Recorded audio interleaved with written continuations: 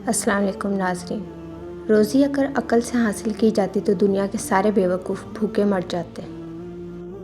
तुम चाहे जहाँ भी हो, रिस्क तुमको ढूंढकर तुम्हारे पास पहुँचेगा। दिन में रिस्क तलाश करो और रात में उसे तलाश करो जो रिस्क देता है। 3 चीज़ों को हर कोई अपना ले: सब्र, शुक्र और रिस्क हलाल। ताल्लुक़ भी रिस्क की तरह होता है। बदनीयती आ जाए तो बरकत भी ख़त्म हो जाती है। जब हासिल हो जाए तो खाक बराबर, रिस्क भी, इश्क भी, नसीब भी और रकीब भी। जब तुम्हारे घर रिस्क में तंगी महसूस होने लगे तो अपनी बहनों और बेटियों को दावत पे बुलाया करो। जो परिंदे को बगैर मांगे रिस्क देता है वो तुम्हारी दुआ कैसे रद्द कर सकता है। माँ बाप से कभी हिसाब ना करना, वरना तुम्हारे रिस्क के दरवाजे तुम पर बंद हो जाएंगे। दांत नेमते खाते खाते टूट जाते हैं, लेकिन ज़ुबान शिकायतें करते करते नहीं थकती।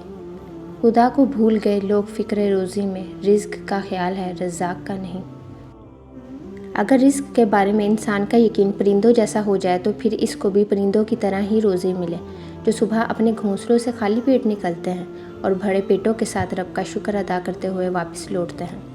रिस्क और मौत का खौफ ना रखो, ये इख्तियार सिर्फ अल्लाह के पास है। बेशक ना कोई तुम्हारा रिस्क छीन सकता है और ना ही मौत दे सकता है, सिवाय अल्लाह पाक के।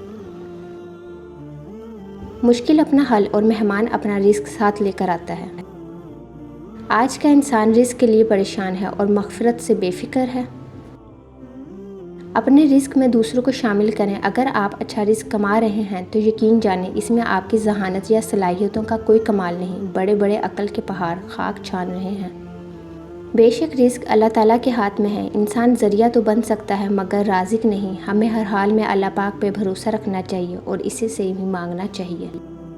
अल्लाह ताला ने रिस्क का वादा सबसे किया हुआ है, लेकिन बख्शिश का वादा सबसे नहीं किया। फिर क्यों लोग रिस्क के लिए परेशान हैं और मग़फ़िरत के लिए बेफ़िक्र? इस बात पर हम सबको सोचने की ज़रूरत है। पाक परवरदिगार हमें और हमारे वालिदैन की बख्शिश फरमाए। आमीन। Thanks for watching and kindly subscribe my channel.